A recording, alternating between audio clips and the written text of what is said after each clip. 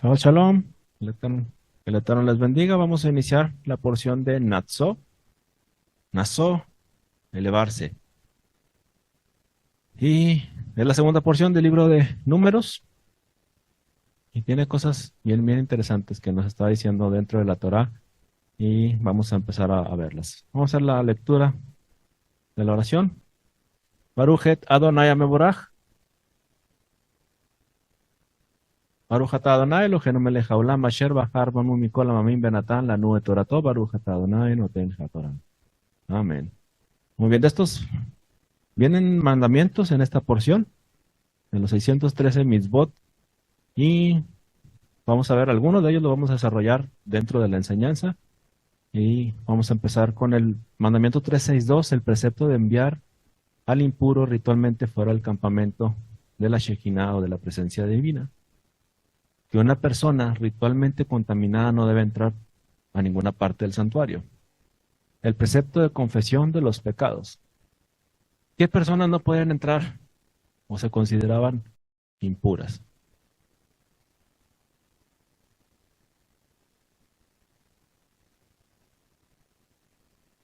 Leproso, en esta porción viene el leproso, viene el adúltero y viene el que había tocado un cadáver. ¿Sí? ¿Se acuerdan la porción donde muere Nadab y Abiú? Y al papá de Nadab y Abiú, Aarón, no se le permitió tocarlos. Porque ya estaba ungido, estaba dentro de la presencia en el templo, era ungido. Si tocaba a sus hijos, si los lloraba, él quedaba impuro y tenía que salir del templo. Entonces es un mandamiento de no contaminarse con muerte. Cuando una mujer está en su periodo, ¿por qué al hombre no se le permite tocarlo? ¿Porque es impura? ¿Está en estado de impureza?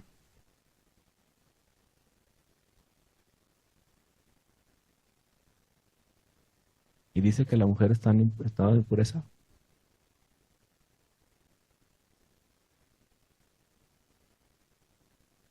Van a tener tarea. Si realmente dice que la mujer estaba en un estado de impureza. Dentro de los sabios dicen que la mujer tiene santidad en ese día. Tiene una alta santidad y esa alta santidad no le permite al hombre tocarla, porque el hombre se hace impuro. ¿Se han visto la vaca roja? Porque el que participaba en todo el sacrificio de la vaca roja se hace impuro. Y la vaca roja era algo para purificar al pueblo. Pero todo el que participaba se impurificaba.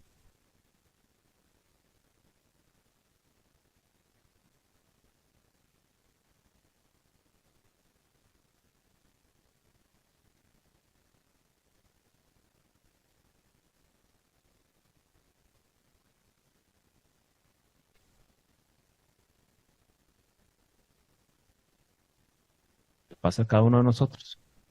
Tenemos que llegar, tocar fondo para poder reconocer y subir. ¿Sí? Entonces, pero realmente en el mandamiento, luego lo vamos a ver, o lo van a buscar para otra semana, el mandamiento de la mujer tendrá que ella es impura y impurifica, o sea, que ella tiene una santidad diferente y no la puedes tocar porque te impurificas. Pero al final del día, como dice Juan, tienes que llegar a impurificarte para poder ascender. Y esta porción de Nazó habla acerca de eso, elevarnos. Y ahorita vamos a ver una palabra, prevaricación. Ahorita lo vamos a desarrollar. Prevaricación es algo que cometes mal delante de Hashem. ¿Sí? De hecho, prevaricación viene como la palabra mal. Mal, en hebreo, es prevaricar o cometer un pecado muy malo delante de Hashem, que te impurifica, que no te permite acercarte a Él. Pero vamos a ver cómo si cambias una letra o le agregas una letra, ese mal se convierte en algo muy subido delante de la presencia. Entonces, ahorita lo vamos a ver. El mandamiento 365, el precepto de Sotá, estamos hablando de la mujer adúltera, una mujer andaría que se le sospecha de infidelidad. Entonces, en esta ofrenda no se le permite poner aceite a la ofrenda de la comida de una sotá, de una mujer acusada de adulterio. No poner ni incienso tampoco en la ofrenda de la comida de una sotá. ¿Se acuerdan que dicen que, ¿por qué nomás esto se aplicaba a la mujer y no al hombre? Porque si se pensaba que la mujer era infiel, ¿por qué nomás viene una ley para la mujer y no para el hombre? ¿O será que al hombre también se le aplica igual?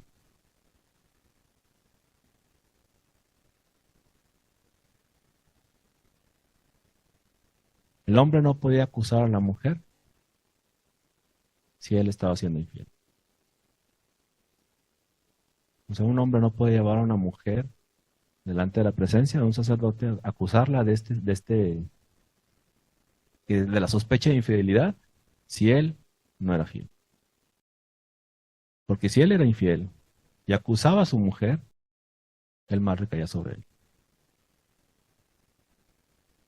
La única manera de que él pudiera acusar a su mujer es de que él era fiel a su mujer. Ese es el concepto, o ese es el concepto completo de que había una infidelidad y quería saber si realmente existía. ¿Sí? Entonces no se aplicaba al hombre, porque si el hombre era infiel, o sea, la acusación que él hacía recaía sobre él. ¿Sí?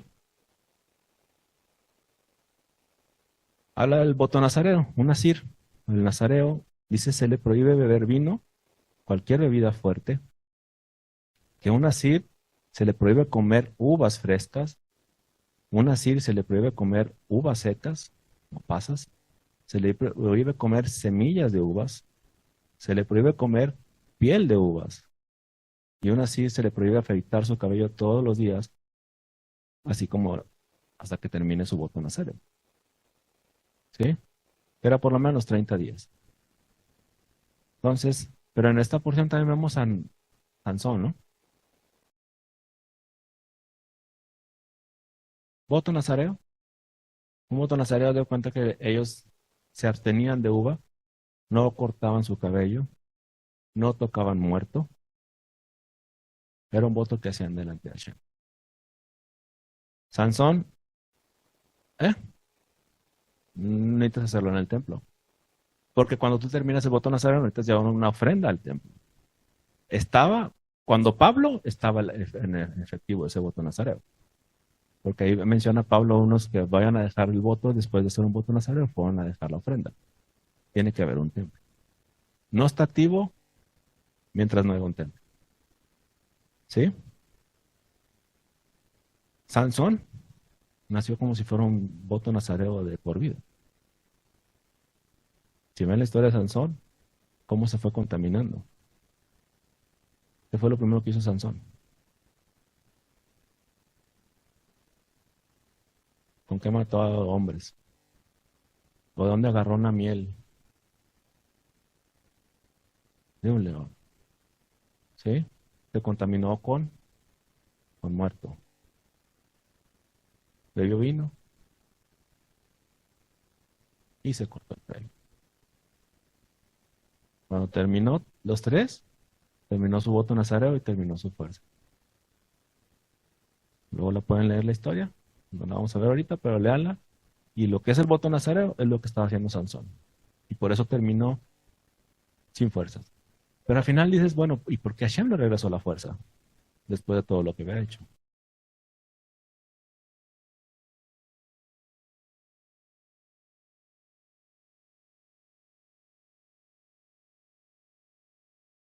¿Qué fue lo que el último que le pasó a Sansón? Después de que perdió su fuerza, lo encadenaron los ojos. ¿Sí? Y lo restauró la fuerza Hashem, ¿no? ¿Qué dice Israel? Que al final de los días los ciegos verán y restaurará Hashem la fuerza de Israel. ¿Sí? Vamos a ver que todo va conectado. La historia de Sansón la puedes conectar con Israel. El voto nazareo lo puedes conectar con Israel. El, Aquí son más mandamientos del Nazir o el Nazareo. Dice que no debe entrar a la casa de un muerto y que un Nazir no debe contaminarse con una persona muerta ni con ninguna otra impureza. El precepto de afeitar el cabello de un Nazir y traer ofrendas. Cuando el Nazir hacía el voto nazareo y terminaba su voto, se cortaba el cabello y llevaba ofrendas. ¿Sí? Vamos a ir a Mateo 26, 29.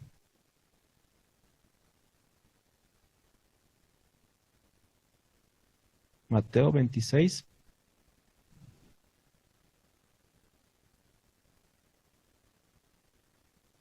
¿Lo tiene?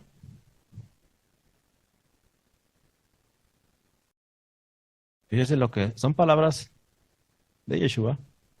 Dice, y os digo que desde ahora no beberé más de este fruto de la vid hasta aquel día que cuando lo tenga de beber, cuando lo tengo que beber de nuevo con vosotros en el reino de mi Padre. ¿Qué está haciendo Yeshua?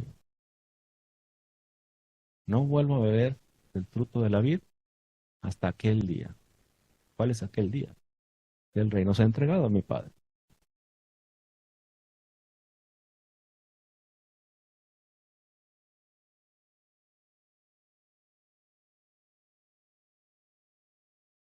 ¿Cuándo se restaurará el reino? ¿Cuándo se coronaba un rey? Pues eso ya se coronaba el rey, ¿sí? Y en Yom Kippur se restauraba toda la tierra.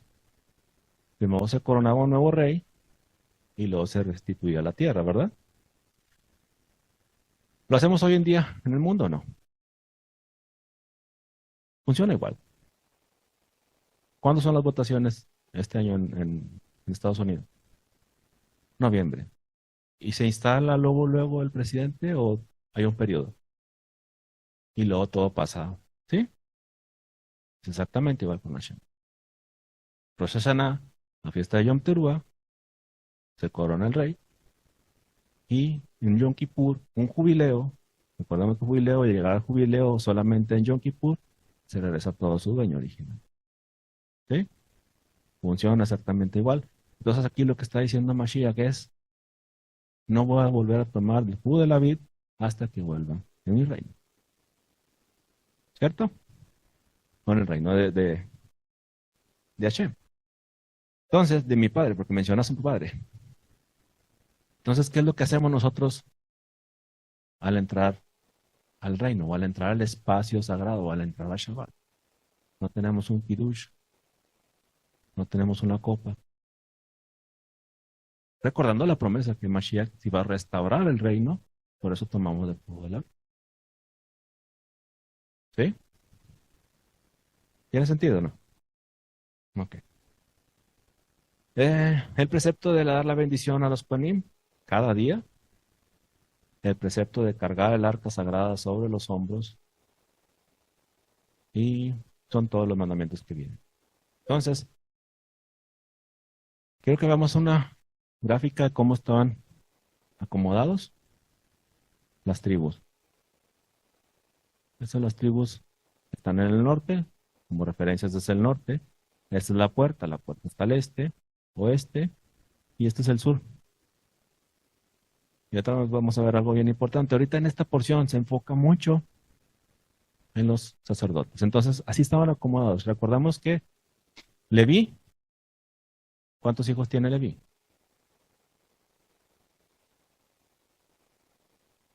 No, Leví, 3 hijos. Los hijos de Leví es Merari, Gerson y Coat. ¿Sí? Entonces, así estaban acomodados. Merari estaba hacia el norte.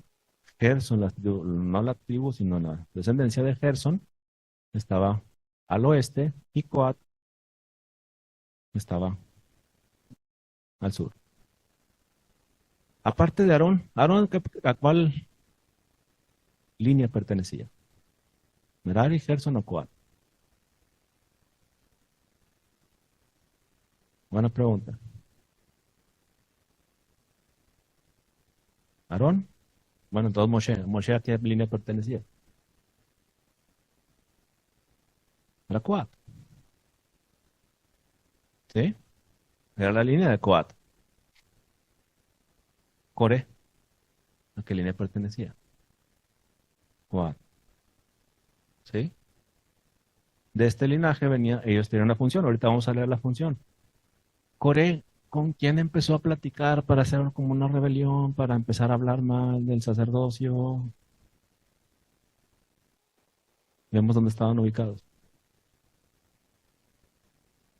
Estaba platicando con el vecino. ¿Sí? No hizo una alianza con Dan, con Efraín, con alguien que estaba cerca. Estaba el primogénito y estaba Coré haciendo alianza con él. Y ahorita vamos a ver algo interesante de eso. Entonces, nomás recordemos cómo es la ubicación y ahorita vamos a ver qué funciones tenía. Vamos a empezar con Coat, que Coat es de la parashá pasada, pero vamos a leer como quiera qué es lo que hacían ellos. Dice, el oficio de los hijos de Coat en el tabernáculo de reunión, en el lugar santísimo será este. Cuando haya de mudarse el campamento, vendrá Aarón y sus hijos, desarmarán el velo de la tienda y cubrirán con él el arca del testimonio y pondrán sobre ella de la cubierta pieles de tejones y extenderán encima un paño todo azul y le pondrán sus varas. Lo que tenían que hacer era proteger el arca. ¿Sí? ¿Por qué? ¿Qué pasaba si alguien la tocaba? Moría. Los únicos que podían tocar el arca eran Aarón y sus hijos. Ellos se encargaban de forrar los instrumentos. Dice, y cuando acaben Aarón y sus hijos de cubrir el santuario, todos los utensilios del santuario, cuando haya de mudarse el campamento, vendrán después de ellos los hijos de Coat.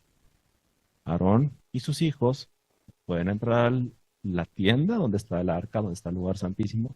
Ellos cubrían todo eso y después Coat, que viene siendo el primo de Aarón, pues Coré, todos ellos movían, dice, los hijos de Coat para llevarlos, pero no tocarán cosa santa, no sea que mueran. ¿Sí? Dice, estas serán las cargas de los hijos de Coat en el tabernáculo de reunión. Pero a cargo de Eliezer y su hijo, el sacerdote Aarón, estará el aceite del alumbrado, el incienso aromático, la ofrenda continua, el aceite de la unción, el cargo de todo el tabernáculo, de todo lo que está en él, en el santuario de sus utensilios. Todo lo de adentro era encargado de ellos, y después Coat levantaba. ¿Sí? Y así empezaban a marchar. Y luego Gerson. Gerson, este será el oficio de la familia de Gerson, para ministrar y para llevar.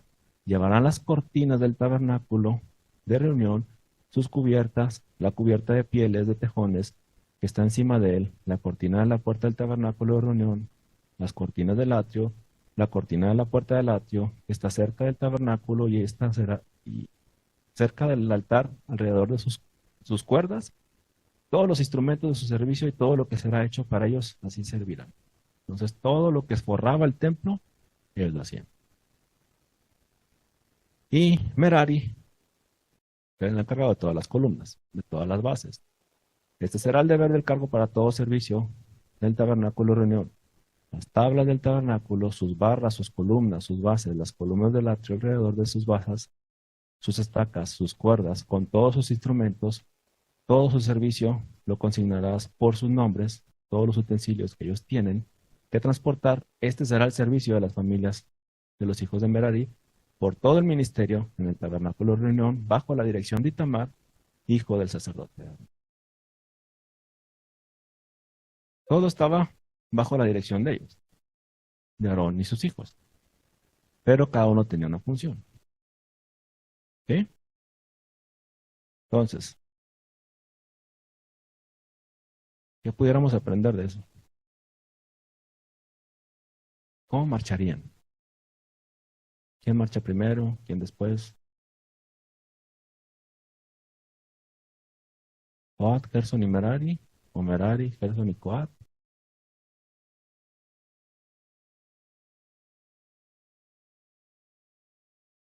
Al frente iba el arca, siempre marchaba al frente. ¿Sí? ¿Por qué iba el arca al frente? ¿Dónde descendía la Shekinah del Eterno? En el arca, ¿no? La presencia, la nube, la presencia del Eterno, la nube, es la Shekinah del Eterno. Entonces, se levantaba la nube y había que mover el tabernáculo, ¿no? Entonces, se movía la nube, iba al arca al principio, hasta donde llegara la nube, ahí tenía que llegar el arca. Ahí te mencionaba la nube exactamente donde tenías que poner el arca y donde tenías que volver a formar el tabernáculo. ¿Sí? Entonces ya entraba Gerson, bueno, iban llevando el arca, ahí llegaba el arca, entonces Gerson ya ponía todas las bases, eh, perdón, Merari ponía todas las bases, Gerson todas las cortinas y terminaba de instalar Coat. Y a los hijos de Aarón, destapaban todas las pieles, digo, destapaban los instrumentos, de los quitaban las pieles y volvían a formar el templo. Eso era cada vez que se movía el tabernáculo. Entonces, esa es la función del tabernáculo. Vamos a ir a Salmo 27, 5 al 6.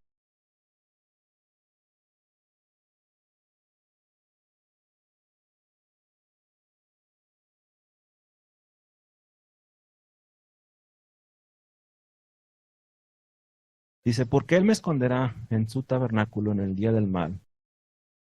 Me ocultará en lo reservado de su pabellón, me pondrán alto sobre una roca, y luego ensalzará mi cabeza sobre mis enemigos y de alrededor de mí, y yo sacrificaré en su tabernáculo sacrificios de júbilo, cantaré y cantaré salmos a Adonai. Entonces, ¿cuál es el día?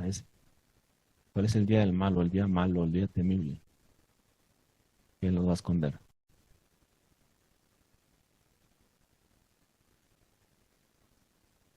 Yom Kippur. ¿Y cómo vamos a saber que se está formando el templo?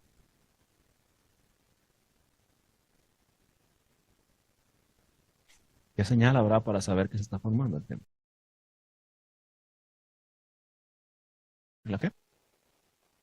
¿El altar? ¿El becerro?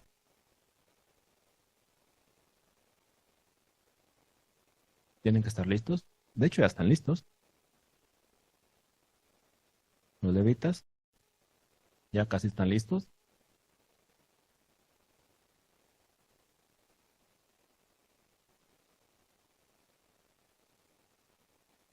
Ahorita lo acabo de decir. ¿Cómo se movía el altar? ¿Cómo se movía el templo? La nube. La nube. ¿Eh?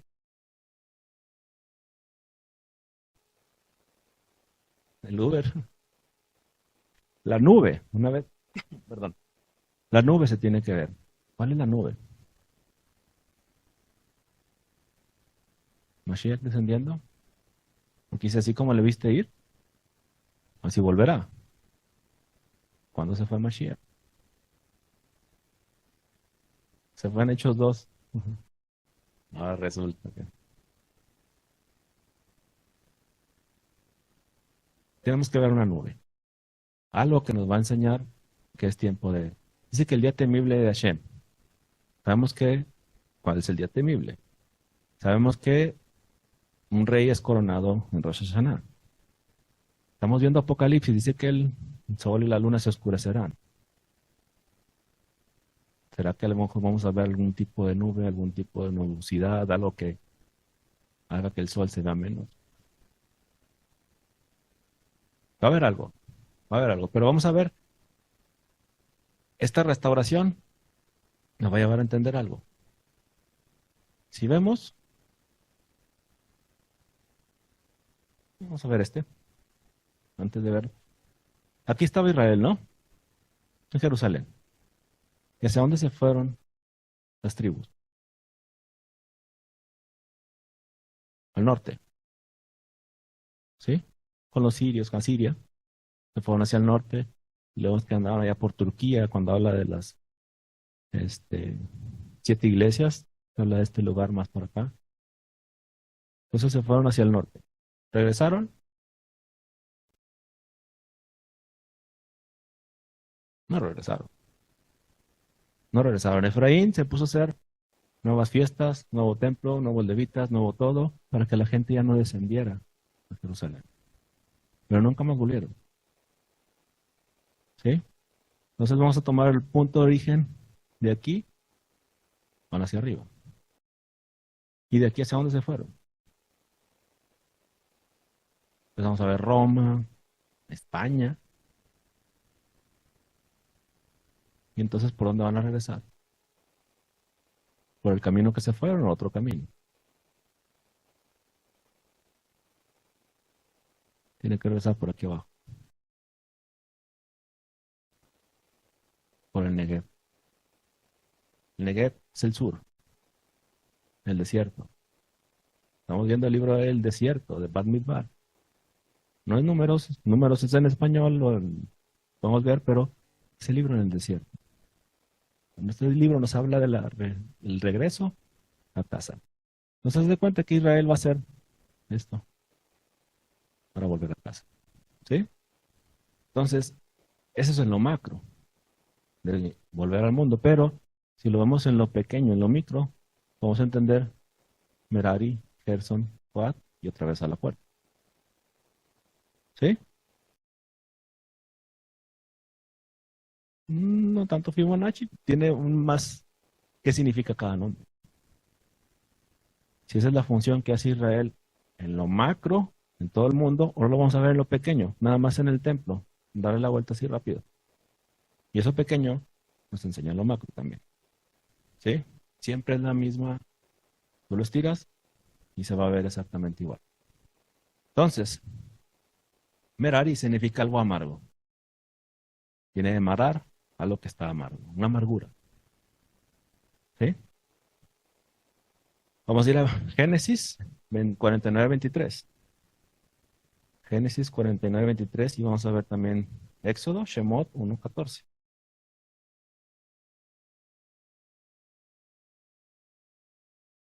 Me dice cuando lo tenga. ¿Ya?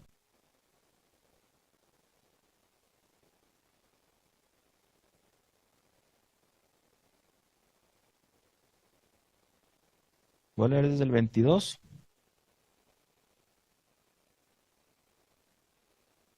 hasta el 24. 49:22 al 24.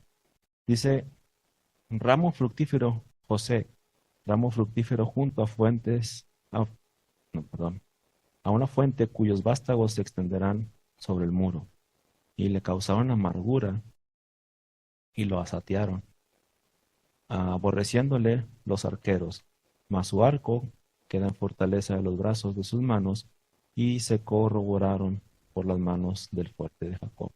De ahí el pastor y la piedra de Israel. Esa es una profecía que le está diciendo, ¿se acuerdan cuando Jacob hizo una profecía por cada uno de sus hijos? Entonces dice que aquí fue amargura lo que hicieron. Y recordamos, ¿de quién desciende José?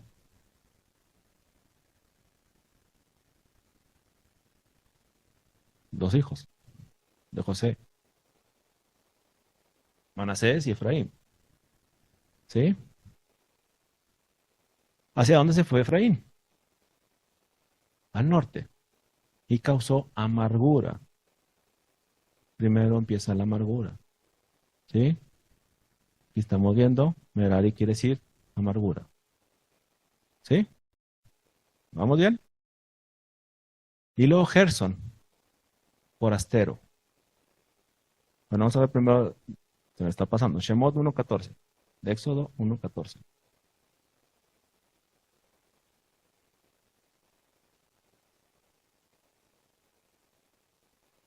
Éxodo 1:14.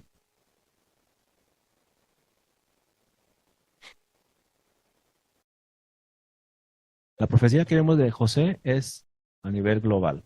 Ahora vamos a ver Éxodo 1:14. Dice, y amargaron su vida con dura servidumbre, en barro, ladrillo y en toda labor del campo, y en todo su servicio en el cual los obligaron con rigorismo. ¿Quién está hablando de esto? Israel, ¿dónde? En Egipto.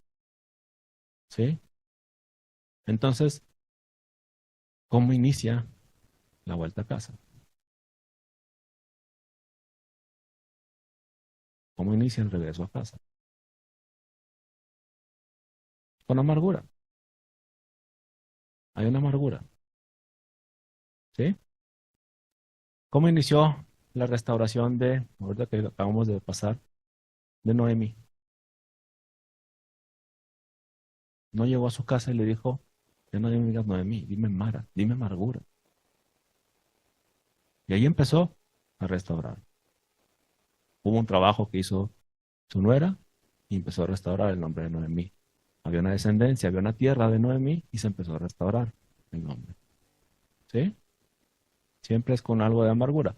Cuando cruzaron, Israel que cruzó el mar, ¿qué fue lo primero que tomaron? ¿A dónde llegaron? Las aguas amargas. ¿Sí? Ahí inicia el camino de vuelta a casa. ¿Sí? Gerson. Gerson quiere decir forastero. Entonces, se fueron aquí, al norte. Fue una amargura para el pueblo. Pero no volvieron. Se fueron como forasteros, como extranjeros. De ahí se fueron, podemos conectar, estaban en España. Empezaron a irse a Roma, a España, a Francia, y de todos lados los corrían a los judíos, o al pueblo de Israel. ¿Sí? En 1492, 2 de agosto de 1492, era la salida de Cristóbal Colón de España. Pero la pospuso un día, porque ese día era el 9 de Ab. Y B'Av tenía que salir de España. Y era un día trágico. Era un día trágico que ya se conocía porque ya se había reconocido que cada vez que se destruía el templo era Tisha B'Av, un 9 de Ab. Un tiempo que viene amargura para el pueblo. Año tras año pasa algo 9 de Ab. ¿Sí? Entonces, forasteros. Estaban en España como forasteros. De ahí a España, ¿hacia dónde se fueron?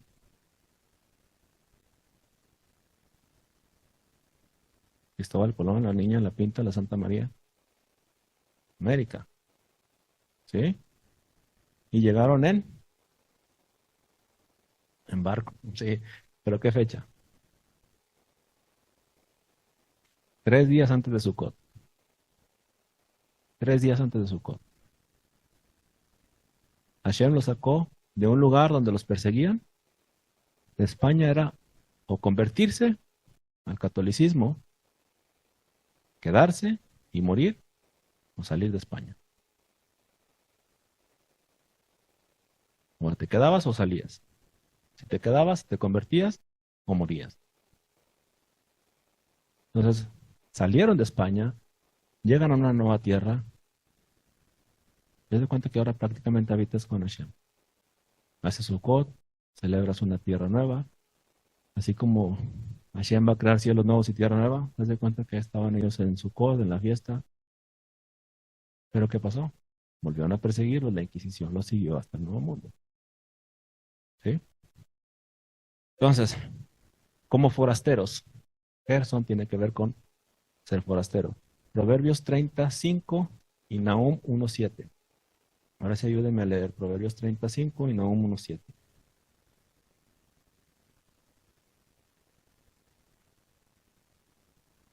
35.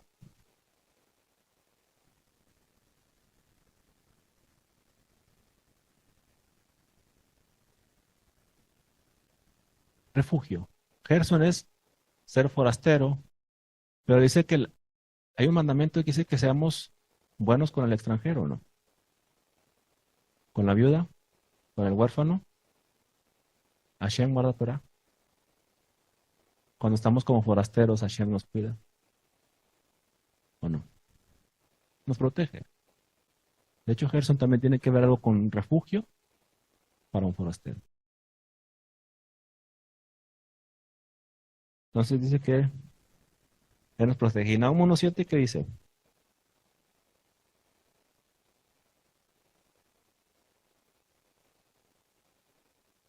Es bueno en el día de la angustia. ¿Cuál es el día de la angustia? El tiempo de angustia de Jacob.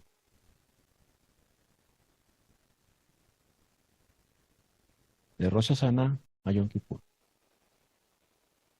En ese periodo se va a incrementar tanta la maldad que tratan de exterminar a Israel. Es un periodo muy fuerte. Pero ahorita vamos a ver qué pasa, qué tiene que hacer Israel en ese tiempo para cambiar su prevaricación o su mal que hicieron delante de ti. Entonces, Gerson tiene que ver con forastero. Y Coat. Coat tiene que ver con aliarse, con juntarse. Y en un significado arameo tiene que ver con obediencia. Coat tiene que ver con obediencia. Entonces, cuando un forastero entra en obediencia,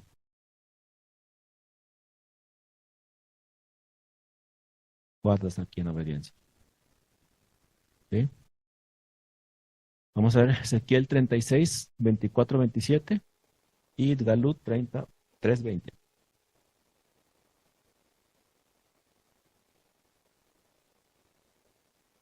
Me dice cuando lo tenga.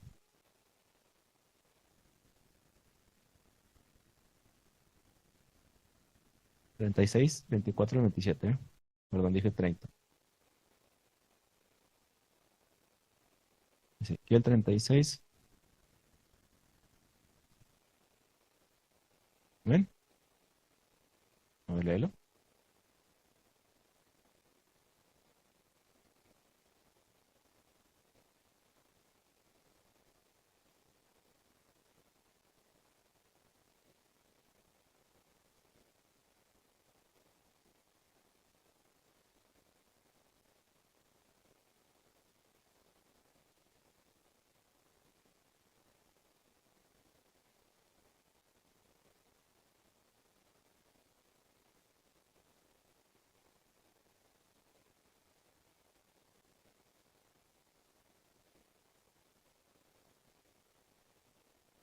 Entonces, Hashem es el que va a hacer la obra.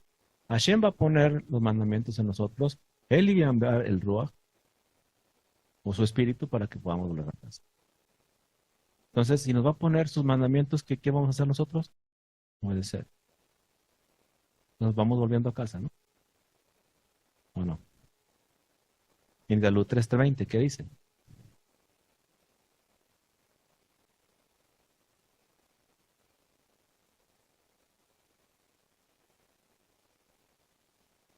Amén. En Galut es Apocalipsis 3:20. Está hablando de, dice que yo estoy a la puerta. ¿Quién es el que dice que está a la puerta? Y él llama. ¿Y el que viene? ¿Qué es lo que hace? Pues obedece. ¿Sí? Pero Yeshua menciona algo. ¿Dónde está él? ¿Y dónde está la puerta aquí? ¿Aquí? ¿O acá? Vuelves por aquí por obediencia, pero él está a la puerta. Y la puerta está al este. Entonces quiere decir que lo que hizo Israel es dar una vuelta. ¿Sí? Y está a la puerta porque llegó en obediencia, porque era forastero, porque primero empezó, causó amargura. Hashem. Pero todo eso es una restauración. ¿Tiene sentido? ¿Sí? Vamos a leer Bereshit 13. Vamos a ver los dos pasajes de Bereshit 13, 2 al 4 y 24 del 62 al 67. Y vamos a ver, y a lo mejor esto nos va a ayudar a conectar. Coat está al lado sur. El lado sur es el Negev. Cuando llegamos del desierto del Negev es por donde volvió Israel. ¿De dónde volvió? De Egipto. Cuando venía de Egipto, ¿por dónde volvió? ¿Por dónde venía caminando? Aquí está Egipto. Descendieron y subieron. Y luego, no se ve, pero luego dieron la vuelta y se fueron al Jordán para ponerse en la puerta. Pero subieron por el Negev, subieron por el desierto, venían subiendo del sur y luego se fueron hacia la puerta. ¿No das cuenta aquí? Vienen subiendo del sur y luego se van hacia la puerta. ¿Sí? No puse la otra imagen. Perdóname, pero así viene. Porque la había puesto muchas veces. Viene Israel subiendo y luego da la vuelta y se pone en la puerta. Bereshit 13, 2, el 4. ¿Lo tienen? ¿No ven? A ver, léamelo.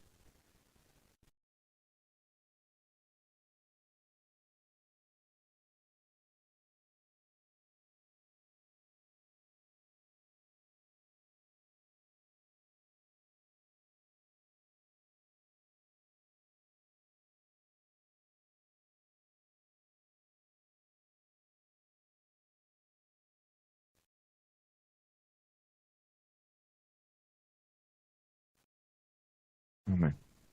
Entonces, dice que Abraham venía del sur. El sur es el Negev. En algunas versiones puede venir sur, en otras versiones puede venir del Negev. Venía subiendo. Había descendido a Egipto. Si lee el capítulo descendió a Egipto, ese es el pasaje donde Abraham, Hashem le dijo, Leja, sale de tu casa, tu tierra y tu parentela. Descendió y lo mandó a Egipto porque hubo hambre. Y cuando viene subiendo de Egipto, dice que venía rico. Y volvió al altar o al templo donde había construido. ¿Sí? Y ese altar, ese templo, el lugar donde está, en la puerta. ¿Ok? 24, 62 al 67. Ahí mismo en Bereshit, en Génesis, 24.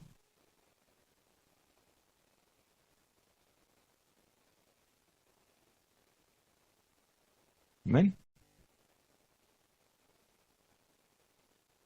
Dice, y venía Isaac al pozo del viviente que me ve, porque él habitaba en la tierra de donde, del Negev. Y había salido Isaac a orar al campo a la hora de la tarde, y alzando sus ojos miró y aquí los camellos que venían. Rebeca también alzó sus ojos y vio a Isaac y descendió del camello, porque había preguntado al criado, ¿quién es este varón que viene por el campo hacia nosotros? Y el siervo había respondido, este es mi señor. Ella entonces tomó el velo y se cubrió. Entonces el criado contó a Isaac todo lo que había hecho e la introdujo a Isaac a la tienda de su madre, Sara, y tomó a Rebeca por su mujer, la amó, se consoló Isaac después de la muerte de su madre. ¿Por dónde venía? Por el sur, por el Negev, por el mediodía también le llaman. Se encuentran y la mete en la tienda. ¿Sí? Una profecía, ¿por dónde va a llegar Israel?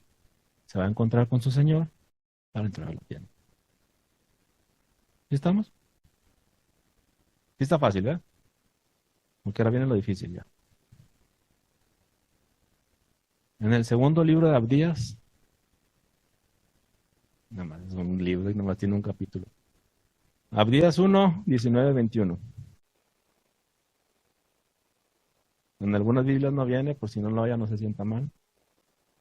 Como es nomás una hoja.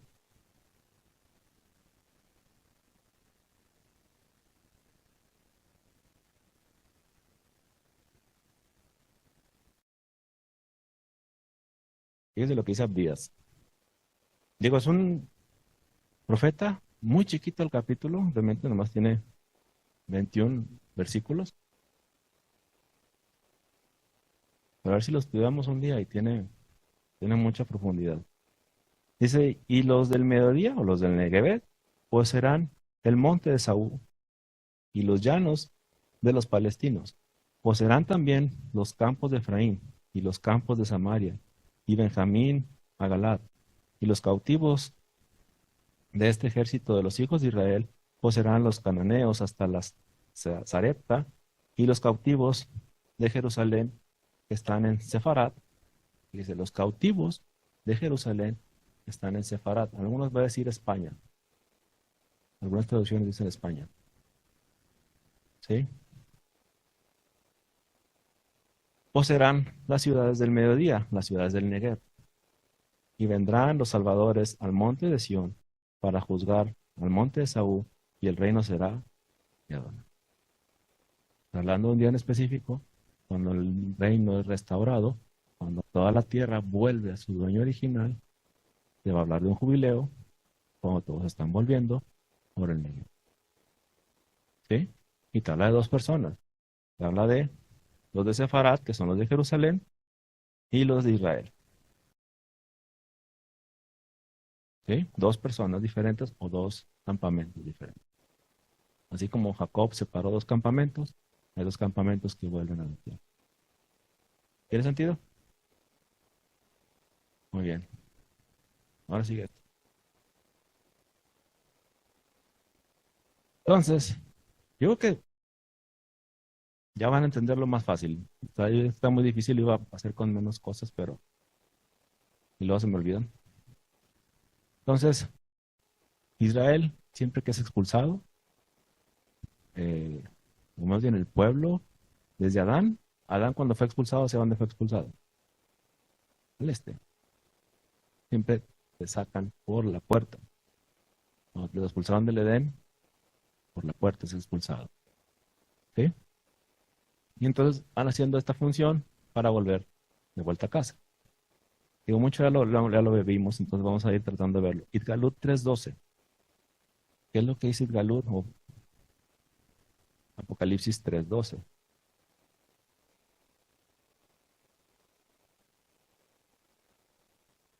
Y eso nos va a enseñar algo. Amén.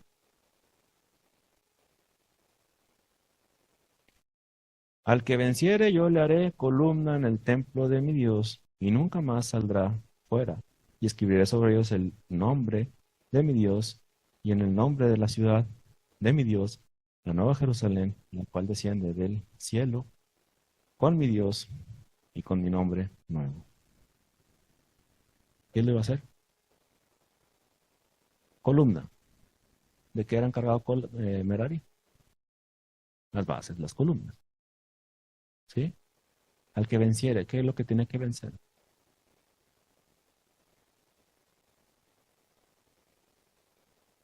Un león, amargura, la idolatría, conjunto de todo. ¿Qué hicieron las tribus del norte? Te das una idea, ok, que se fueron al norte. Tiene que ver con el norte. ¿Qué hicieron las tribus del norte? Idolatría. Se hicieron ellos mismos su propio Dios, sus propias fiestas, su propio todo, su propio yo. Tienes que vencer eso. Una vez que venzas eso, puedes volver a casa. Ahora, ¿a quién se le dice esto? A quien el que venciere. ¿Quién es esa iglesia? Filadelfia. La número 6. La número 6, ¿ok? Y luego vamos a ir a Hechos 1. Hechos 1:11.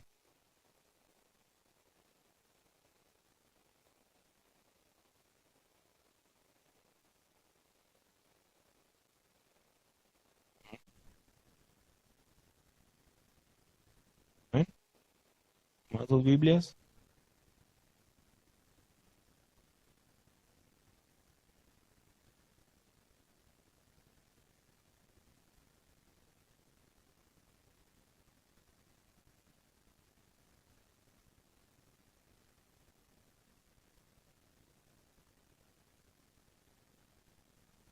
Dice, los cuales también les dijeron, varones galileos, ¿qué estás mirando al cielo?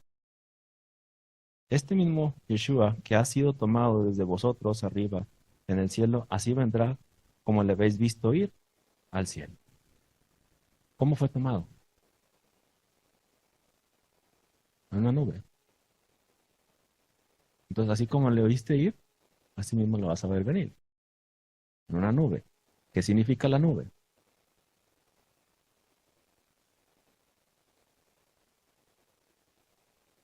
Si se levantaba la nube, ¿qué tenía que hacer el pueblo de Israel? Desmantelar el templo.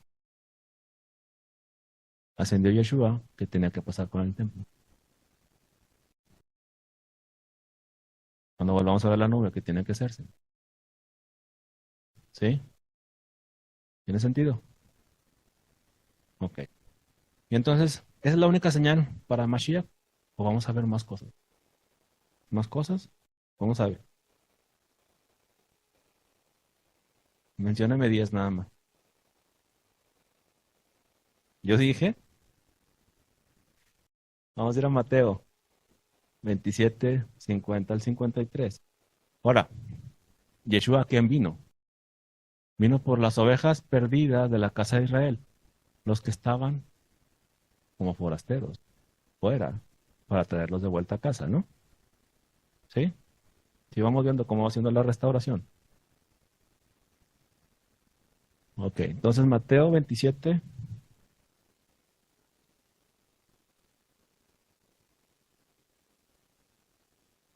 Amén.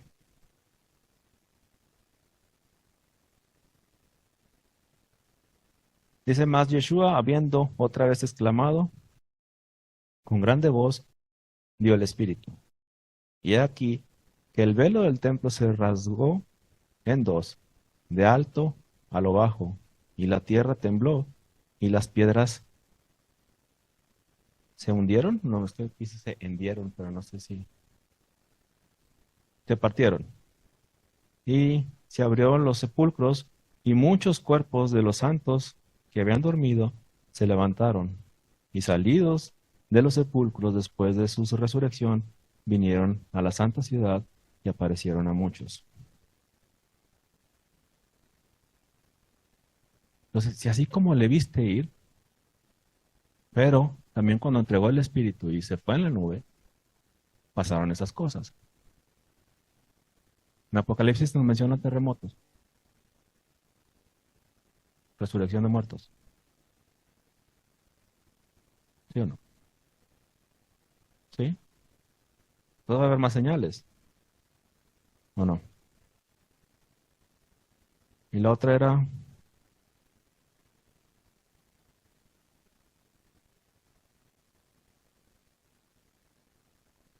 dice, después vinieron a la santa ciudad.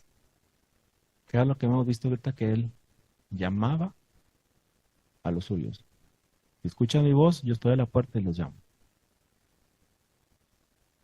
Entonces, así como se fue, van a suceder todas esas cosas. Entonces, ¿cuál es el problema para volver a casa? Ya estamos aquí. ¿Cuál es la amargura? Si dices que te arrepientes, vas a hacer columna en el templo, viene Mashiach por los forasteros, les abre la puerta, hace un llamado, se levanta la nube, vuelve la nube, es tiempo de volver a casa, y hay aquí. Ahorita lo vimos, era Coré.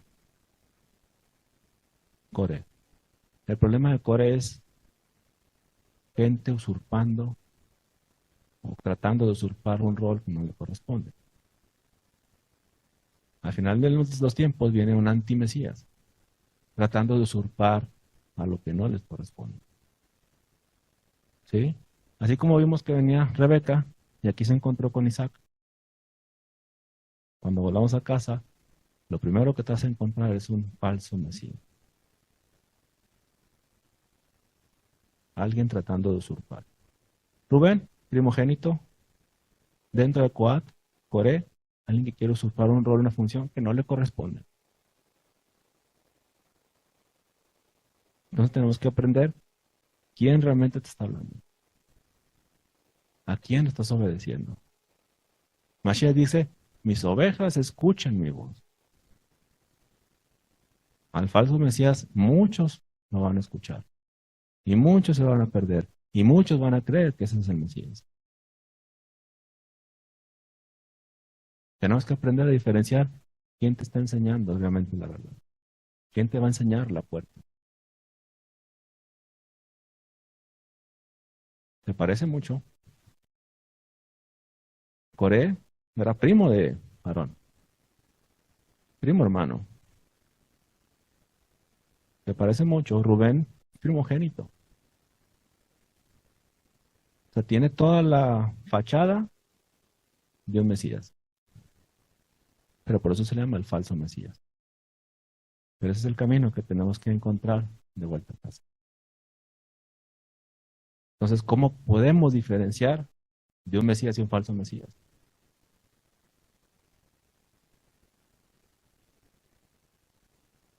Si realmente el que nos llamó puso la Torah en nuestro corazón y en nuestra mente, vamos a saber quién es. El que nos habló, el que nos cambió, el que quitó nuestro corazón de piedra y puso uno de carne, vamos a saber realmente quién estamos obedeciendo. Y si entendemos la Torah, sabemos que siempre el primero no es, siempre es el segundo. Siempre ha ocurrido así.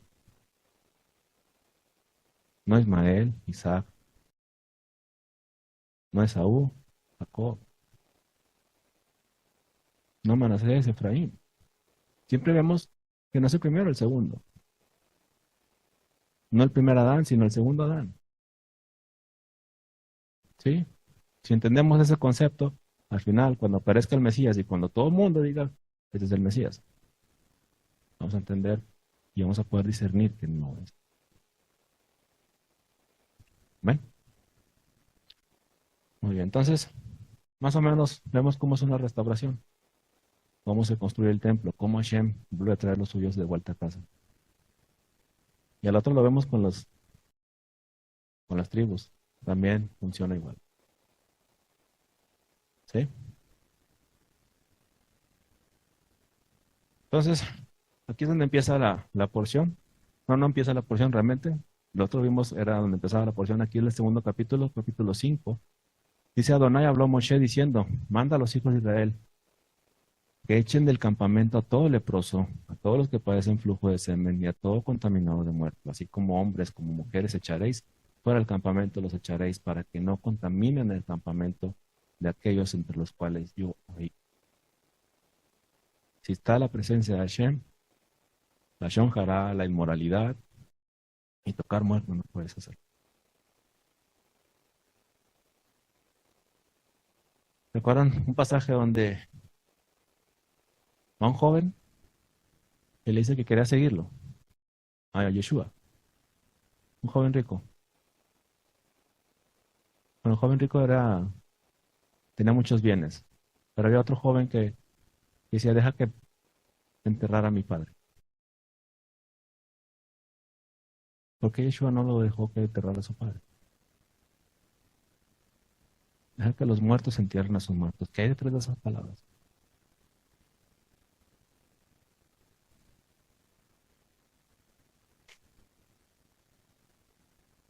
Si tu propósito, tu corazón es tratar de realmente acercarte a Hashem, de guardar la santidad, no te puedes contaminar con muerte. Ahora, un velorio en la cultura antigua duraba un año. Se moría la persona y durante un año, después del año, se abrían el testamento. Entonces todo eso era un periodo del muerto. Y tal vez lo que él pensaba, no tanto contaminarse de muerto, sino esperar a recibir la herencia de su padre, que había muerto. El periodo de luto duraba todo un año. Entonces, esto es lo que no puede entrar al templo. Y aquí es donde vamos a entrar también un poquito más.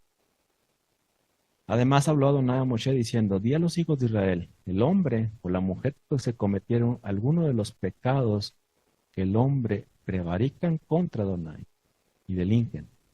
Aquella persona confesará el pecado que cometió y compensará eternamente el daño y añadirá sobre ello la quinta parte y lo dará a aquel contra quien. Vamos a ver.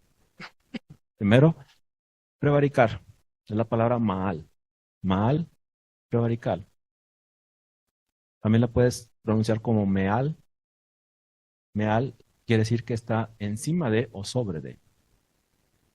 Entonces, cuando tú prevaricas o cuando tú cometes algo delante de Hashem, Hashem te da unos mandamientos y tú te pones por encima de los mandamientos. Hashem te dice, resguárdate en la Torah y tú dices, no, creo que lo que hago yo es mejor. Guarda mi Shabbat, estoy ocupado, tengo que hacer cosas. ¿Sí? Eso es prevaricar. Ponerte por encima de lo que Hashem estableció. Ser tu propio Dios. ¿Sí? ¿Será eso malo?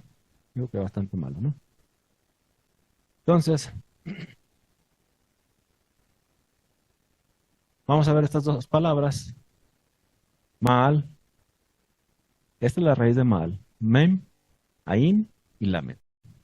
La misma palabra, toda completa es raíz. Hay otras dos palabras que comparten. Hay más palabras, pero estas dos palabras comparten la misma raíz. Meil, que es estar abrigado o con ropa, extra ropa. Y limol, que es malgastar.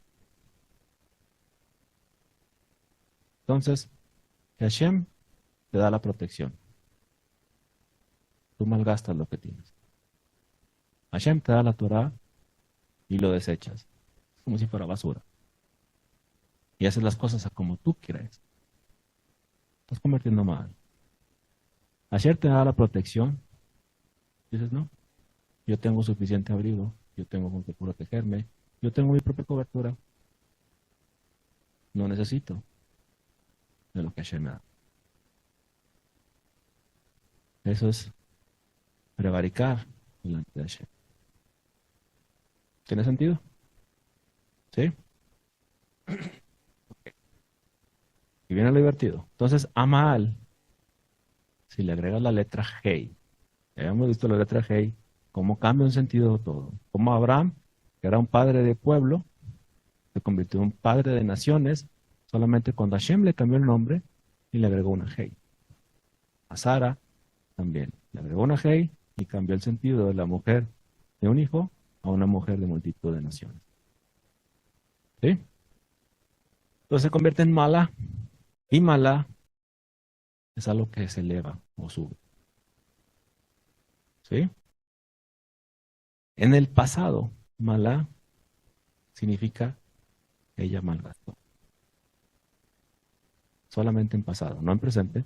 En el pasado, ella malgastó. Y podemos entender quién será ella quien malgastó. Vamos a entender que Israel, como una mujer, malgastó. Hizo mala. ¿Sí? Pero bueno, cuando tú le agregas la letra Hey, incluso la raíz ya cambia. La raíz ya no es la Mem, sino agarra otra raíz, que es Ain, Lamed y Hey. Esa se convierte en la raíz de esa palabra.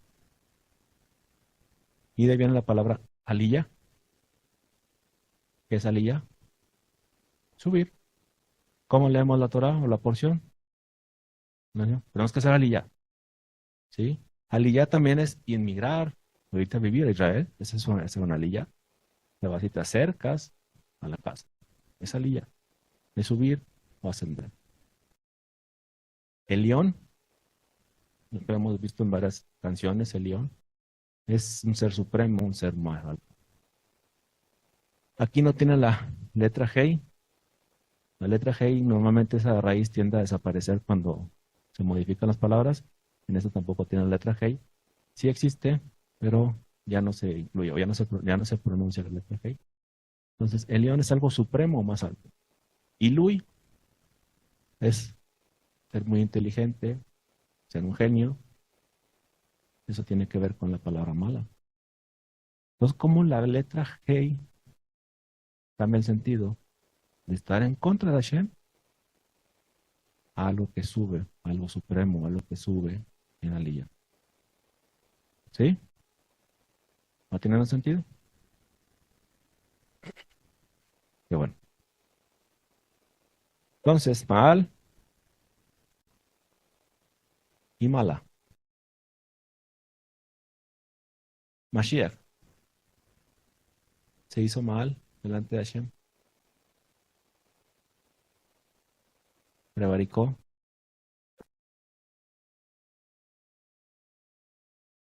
¿O no?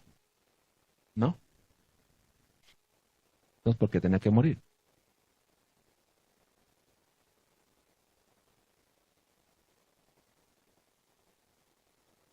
¿Y por qué murió?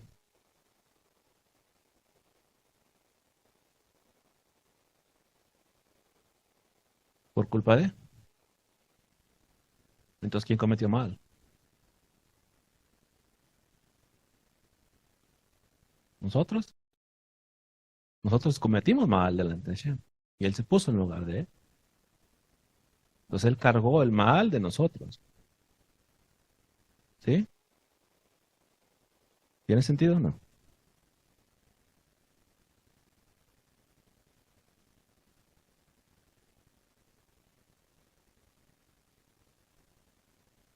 Él fue fiel a Hashem. Él fue fiel a Hashem.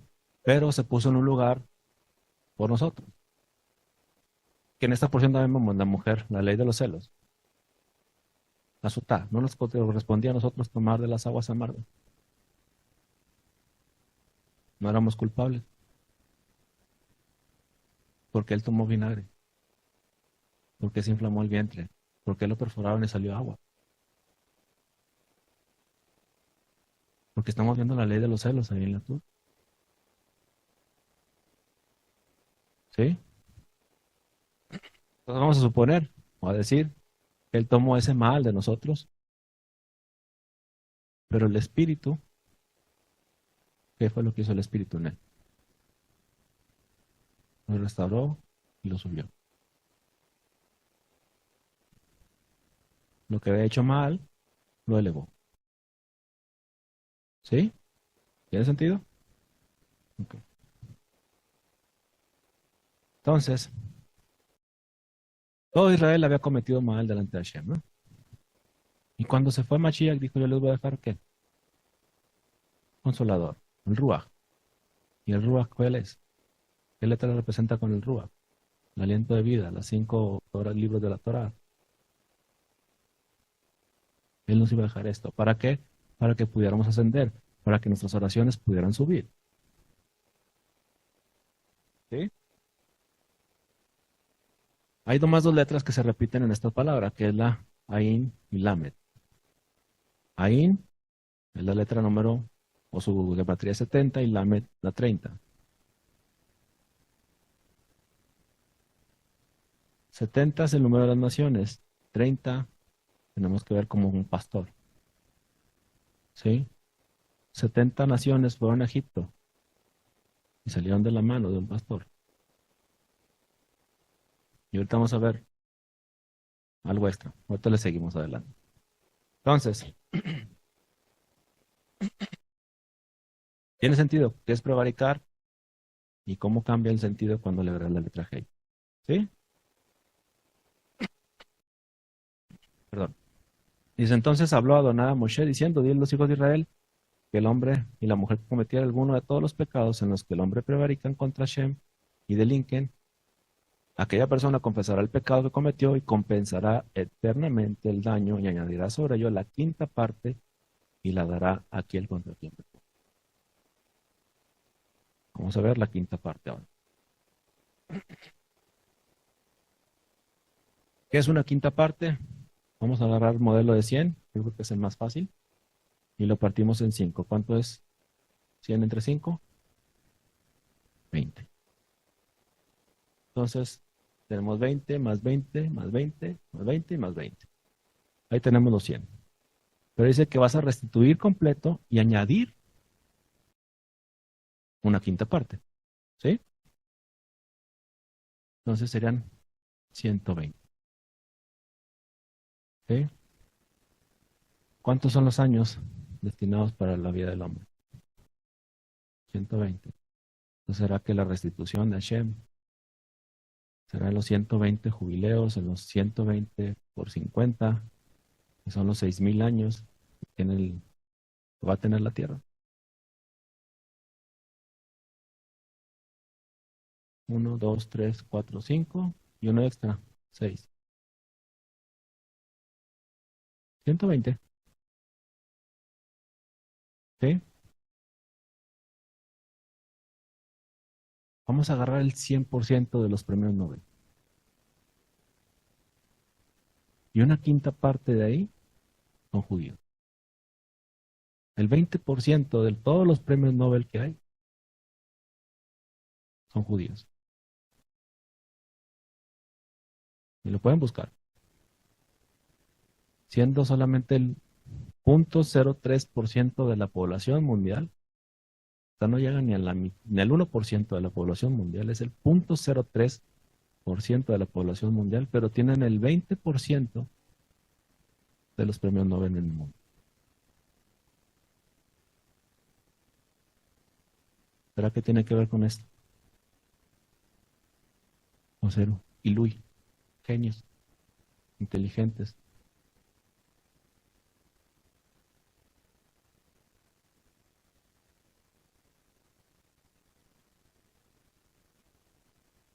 Hey, hey, hey, hey, hey. 5 Gs y agregas una más.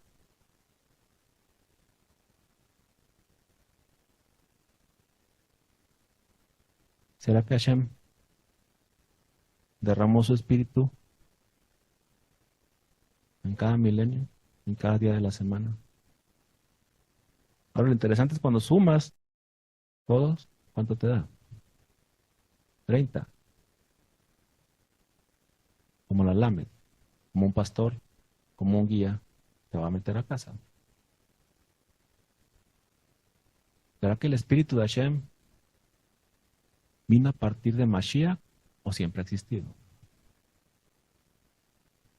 Siempre ha existido. Siempre ha estado. Desde el primer día que creó a Adán, podemos ver el espíritu de Hashem. Da vida el espíritu de Hashem. Lo que sopló en Adán es vida. La letra G tiene que ver con vida.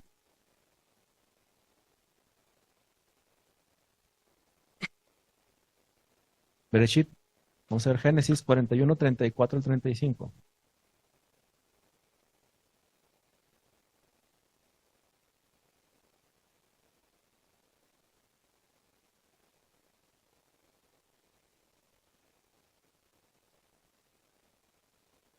Este es un consejo que está dando José a Faraón, después de darle la revelación de los sueños.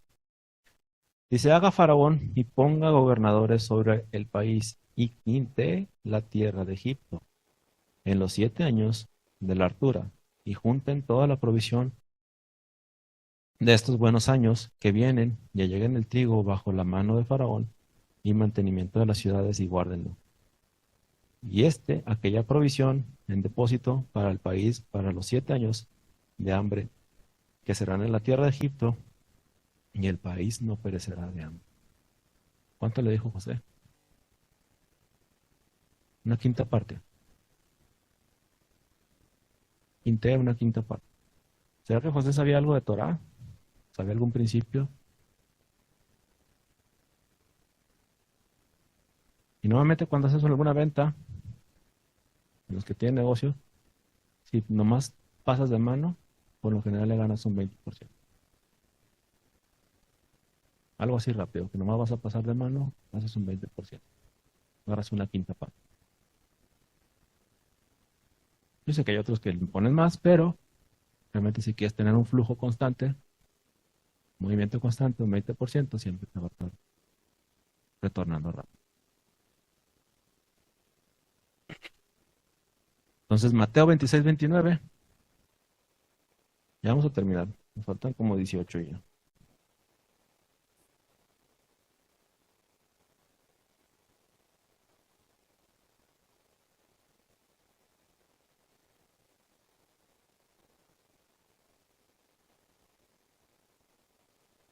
Eso es lo que habíamos leído hace rato, que dice que Mashiach no volverá a beber el vino, ¿verdad?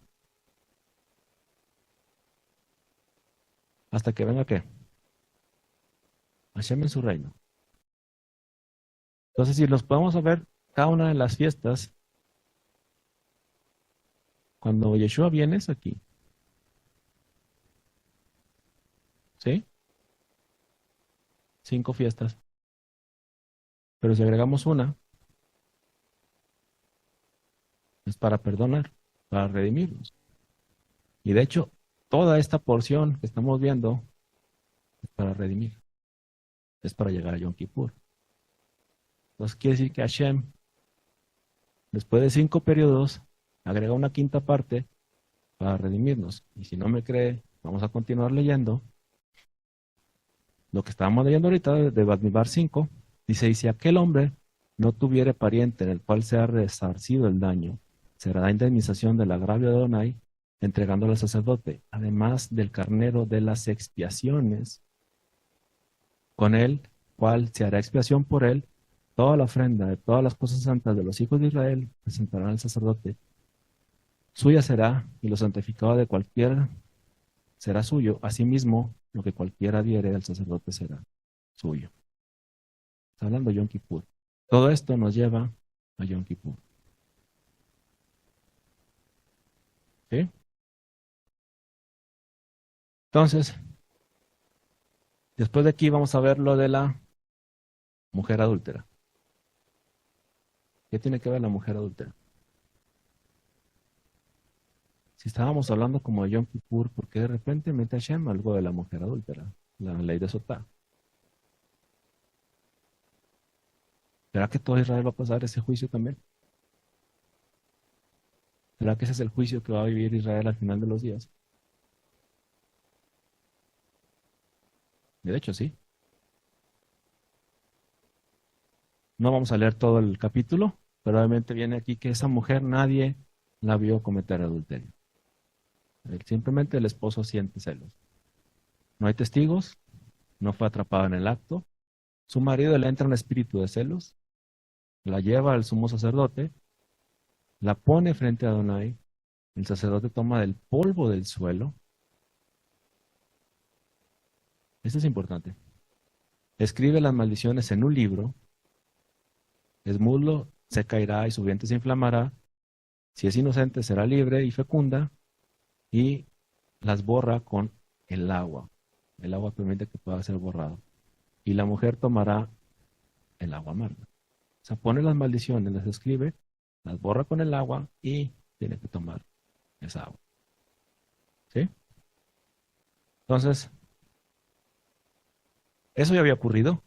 Lo vemos con el becerro de oro. No lo voy a leer, digo, creo que recordemos que cuando bajó de Moshe, ¿qué hizo con el becerro? Se lo llevó, lo quemó, lo hizo ceniza y luego lo puso en el río y todos tenían que tomar el agua del río. ¿Sí? Y entonces, el que había participado en el becerro de oro, ¿qué pasaba? Se le inflamaba el vientre. Y era una forma de saber quién había participado y luego los levitas eran encargados de traspasarlo. ¿Sí? Ok. Entonces, Yeshua hizo algo parecido. Cuando dice, tengo sed, y le da una vasija de vinagre. El vinagre es amargo. Y entonces, consumado es, inclinó su cabeza, entregó el espíritu, y cuando iban a quebrarle a todas las personas que iban a bajarlos, les quebraban las rodillas para que terminaran de morir. Pero a Yeshua no le quebraron las rodillas. ¿Qué le hicieron? Traspasaron una lanza, ¿y qué salió de esa lanza? No de la lanza, sino de su costado. Agua y sangre. ¿Sí? Como si fuera la ley de Sotá. Que lo podemos ver cuando los levitas mataron a todos los que se les había inflamado el vientre, los pasaban con una lanza. ¿Sí? Entonces, Apocalipsis 18, 10 al 11 dice, y el tercer ángel tocó la trompeta y cayó del cielo una gran estrella, ardiendo como una antorcha, y cayó sobre la tierra, en la parte de los ríos, sobre las fuentes de las aguas, y el nombre de aquella estrella era ajenjo. Ajenjo quiere decir amargo. Y la tercera parte de las aguas se convirtió en ajenjo, y muchos hombres murieron a causa de esas aguas, porque se hicieron amargos. ¿Qué es lo que está pasando aquí? Otra vez lo mismo. Las personas que entraron o que desobedecieron a Shem van a ser pasadas. Muchos hombres murieron, pero no dice que todos los hombres murieron. Muchos de los hombres que murieron era porque eran culpables de idolatría. ¿Sí? Esta es la misma. Entonces, hay un pasaje que me llama la atención también. Estamos hablando de una mujer adúltera. Y con esto ya vamos a terminar. Habla en Juan 8, 3 al 7. 8 del 3 al 7. Dice, entonces los escribas y los fariseos la trajeron a una mujer sorprendida en adulterio y la pusieron en medio.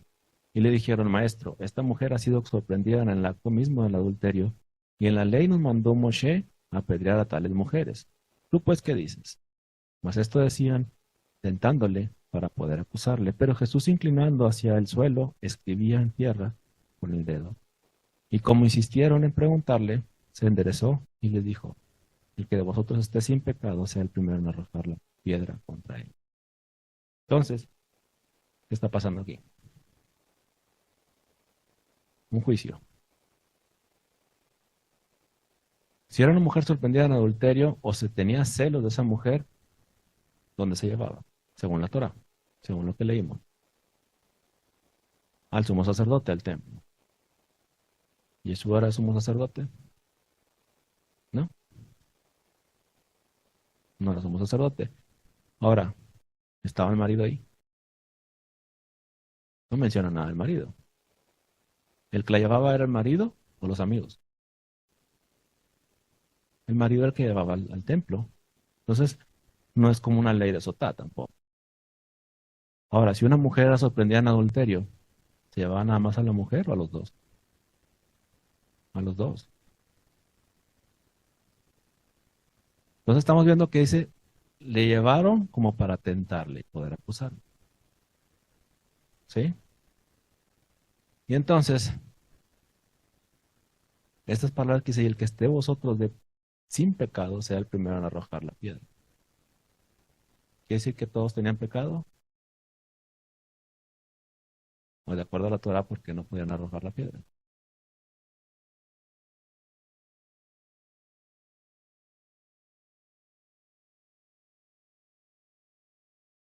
Dice Vayikra 20:10, si un hombre cometiera adulterio con una mujer de su prójimo, el adúltero y la adúltera indefectiblemente serán muertos. Definitivamente mueran apedreados, pero ambos. Devarim 19:15 dice, no se tomará en cuenta a un solo testigo contra ninguno en cualquier delito ni en cualquier pecado. En relación a cualquier ofensa cometida, solo por el testimonio de dos o tres testigos se mantendrá la acusación. Mencionó Yeshua que el que esté libre de pecado. Todos los que iban decían que había cometido adulterio. ¿Sí? Pero hay otro mandamiento, de Barín 17:7, dice, la mano de los testigos caerá primero sobre él para matarlo y después la mano de todo el pueblo, así quitarás el mal de medio de ti. Entonces, ¿será que el que de vosotros esté sin pecado sea el primero en arrojar la piedra contra ella? ¿O el que de vosotros sea testigo sea el primero en arrojar la piedra? El que de vosotros esté sin pecado sea el primero en arrojar la piedra contra ella. O el que de vosotros sea el testigo sea el primero, porque de acuerdo a la Torah, el testigo es el primero en arrojar la piedra. Bien. De acuerdo a la Torah, de Barín 17:7, la mano de los testigos caerá primero sobre él para matar. Son los primeros en arrojar la piedra. Entonces quiere decir que ni eran testigos, ni llevaban al hombre, porque tenía que ser el hombre también el que llevarlo para apedrear a ambos. Entonces estaba todo chueco el caso. ¿Sí? Y de acuerdo a la Torah, Yeshua se las puso fácil. Ahora, el pecado, ¿será que él hablaba de pecado? ¿O será que hablaba de ser testigo?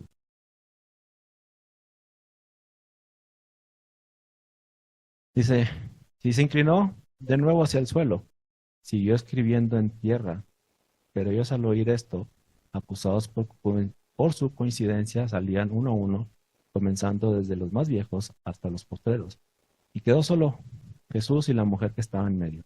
Enderezándose Jesús y no viendo a nadie, sino a la mujer, le dijo, mujer, ¿a dónde están los que te acusaban? ¿Ninguno te condenó? Ella dijo, ninguno, Señor. Entonces Jesús le dijo, ni yo te condeno, vete y no te condenes. Y nos ponemos a pensar, estaba leyendo una historia que viene en el Talmud, cuando unas personas querían, no había lluvia, y querían lluvia, y fueron con el rabino, iban con el rabino y rabino, necesitamos lluvia. ¿Saben lo que hacía el rabino? Ponía un círculo en la tierra, en el suelo. Dice que todos los que quisieran orar a Hashem se pusieran dentro de ese círculo. Todos los que quisieran orar a Hashem para pedirle por lluvia. Y entonces todos formaban el círculo. Y el rabino decía, yo no me voy a quitar de aquí hasta que llueva. Iba a interceder por ellos para que Hashem mandara la lluvia, pero eso es lo que hacía en el suelo. Y eso es una historia que viene en el Talmud. Y ahora si te pones a pensar, ¿qué hizo Yeshua? Puede ser que escribió algo en el suelo. Pero puede decir, ok, ustedes son testigos, que esté de acuerdo con eso, póngase aquí conmigo. Aunque esté de acuerdo en apedrearla, entre en este círculo. Realmente en la escritura no dice exactamente qué escribió en tierra. Y se hizo algo en la tierra. Escribió, puso algo, rayó, no sé.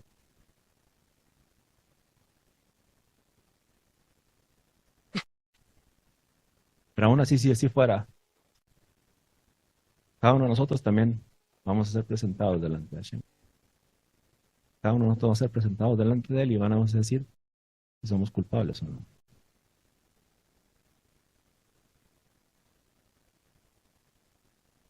¿Y cómo vamos a reaccionar? ¿Estará nuestro nombre escrito en el libro?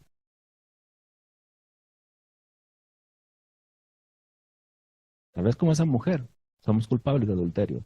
Y estamos hablando de un adulterio de que teníamos otros dioses. Eso es un adulterio. Teníamos otros dioses delante de Hashem. Y puede ser idolatría de cualquier cosa. Dinero, trabajo, que guste y mande. Y vamos a estar delante de la presencia y decir, eres culpable o no.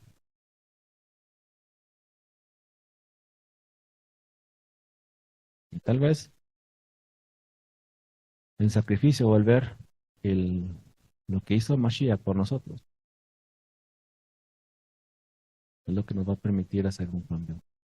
O es lo que nos va a permitir que nadie nos acuse. Así como esa mujer. Convertimos,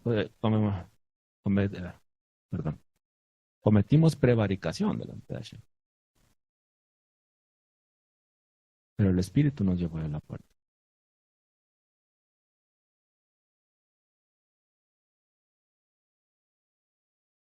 Entonces, queremos que seamos esas palabras que escuchamos al final. Ni yo te condeno, entra y no peques más. Amén. Y hasta aquí le vamos a dejar.